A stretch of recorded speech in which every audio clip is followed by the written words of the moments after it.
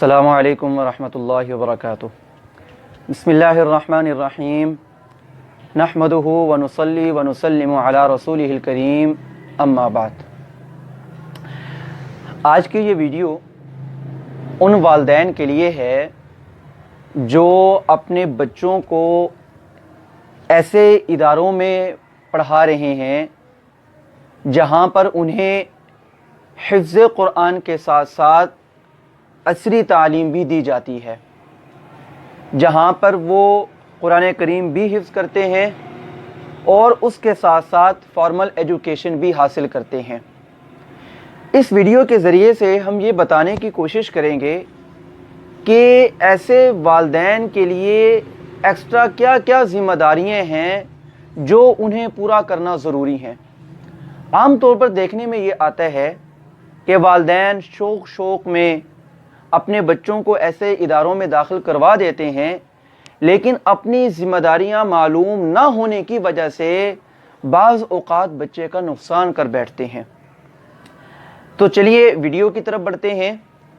سب سے پہلی چیز تو یہ ہے کہ ہم اپنے بچے کی خوراک کا خیال کریں، کیونکہ قرآن یہ وقت مانگتا ہے، محنت مانگتا ہے، توجہ مانگتا ہے۔ اس میں بچے کا ذہن بہت زیادہ استعمال ہوتا ہے، بچے کو بہت زیادہ محنت کرنی پڑتی ہے، اس لیے اس کے خوراک کا مکمل طور پر خیال رکھیں اور ہر اس قسم کی خوراک سے، کھانوں سے، چیزوں سے بچوں کو پرہیز کروائیں جو ان کی صحت کو یا ان کے دماغ کو اور ذہن کو متاثر کرے۔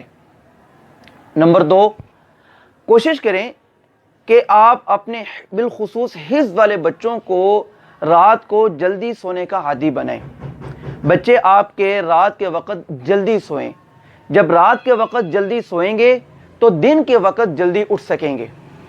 تو دوسری چیز کہ اپنے حفظ کے بچوں کو رات کو جلدی سونے کا عادی بنائیں۔ نمبر 3، اپنے ان بچوں کو صبح جلدی اٹھنے کا عادی بنائیں۔ بچے صبح وقت پر اٹھیں، نماز پابندی کے ساتھ پڑھیں، وقت پر پڑھیں، اور یہ تبھی ممکن ہے کہ جب بچے رات کو وقت پر سوئیں گے تو صبح وقت کے اوپر اٹھ سکیں گے، وقت پر نماز پڑھ سکیں گے اور وقت پر اپنے ادارے میں جا سکیں گے۔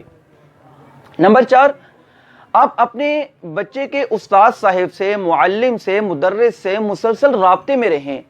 ہم اس میں ایک بڑا قصور کرتے ہیں، ایک نقصان کرتے ہیں کہ اگر ہمارے بچے عصری تعلیم حاصل کر رہے ہوں، اگر ہمارے بچے کسی اسکول کے اندر ہوں اور عصری تعلیم حاصل کر رہے ہوں تو ہم ان کی ٹیچر سے بار بار ملتے رہتے ہیں، بچوں کی ڈائریوں کو دیکھتے رہتے ہیں اور بار بار بچے کے حوالے سے ان کے اساتذہ سے، ان کی ٹیچر سے ملتے رہتے ہیں، لیکن جو بچے ہمارے کسی ایسے ادارے میں پڑھتے ہیں جہاں پر انہیں حفظ کروایا جاتا ہو تو ہم یہ سمجھتے ہیں کہ ہم اپنی ذمہ داری سے سبق دوش ہو گئے ہیں، ہماری ذمہ داری پوری ہو چکی ہے۔ نہیں، ایسا نہیں ہے، بلکہ آپ اپنے اس بچے کے معلم سے بھی مسلسل رابطے میں رہیں۔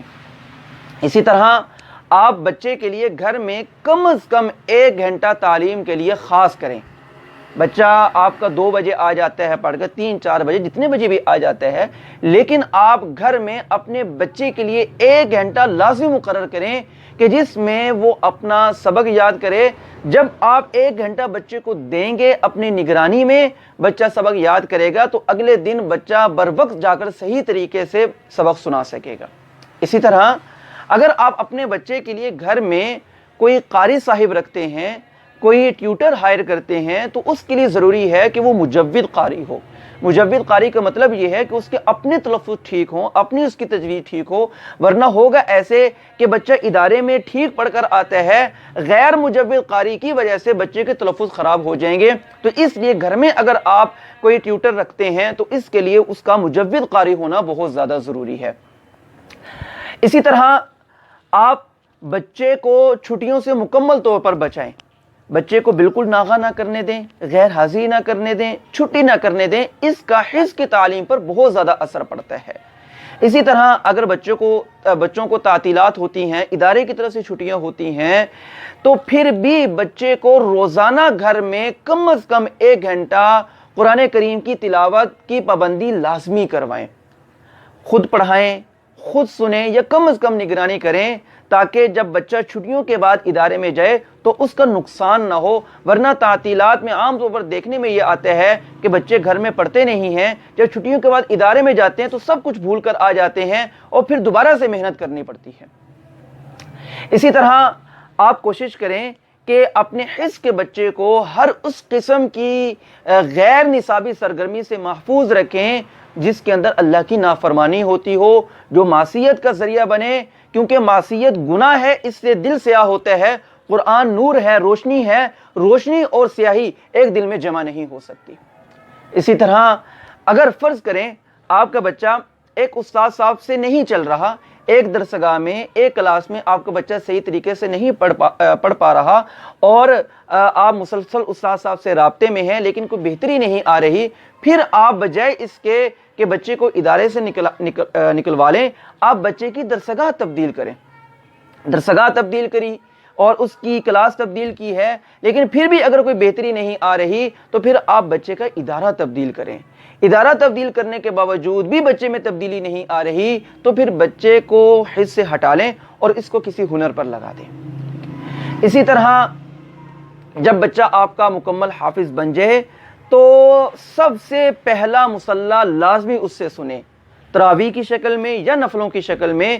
اس سے انشاءاللہ بہت زیادہ فائدہ ہوگا اور جو بچے نے یاد کیا ہوگا وہ آگے سنانے کا اس کے اندر حوصلہ پیدا ہوگا۔ مسجد میں ترتیب بن جاتی ہے، بہت اچھی ہے، ورنہ گھر میں تراویح کی ترتیب بن جائے بہت اچھا، ورنہ اگر بچہ چھوٹا ہے تو نفلوں میں کم از کم اس سے پہلا مصلی لازمی سنیں۔ اور اسی طرح جب بچہ حفظ کر کے فارغ ہو جائے اور آگے کسی اور فیلڈ میں چلا جائے تو اس میں آپ نے 2 کام کرنے ہیں۔ پہلا کام تو یہ کہ روزانہ کی بنیاد پر 1 گھنٹہ اس کی نگرانی کریں، آپ کی نگرانی میں وہ قرآن کریم کی تلاوت کرے یا مدرسے میں یا کسی بھی گھر میں کوئی ٹیوٹر ہائر کر لیں کہ 1 گھنٹہ بچہ قرآن کریم کی تلاوت لازمی کرے۔ اس سے بچہ قرآن پاک کے ساتھ جڑا رہے گا، اس کا قرآن پاک محفوظ رہے گا۔ اور دوسرے نمبر پر بچے کو ہر سال قرآن کریم مصلی میں تراویح میں لازمی سنوائیں، لازمی اس سے سنیں، اس سے انشاءاللہ اس کا قرآن کریم پختہ رہے گا۔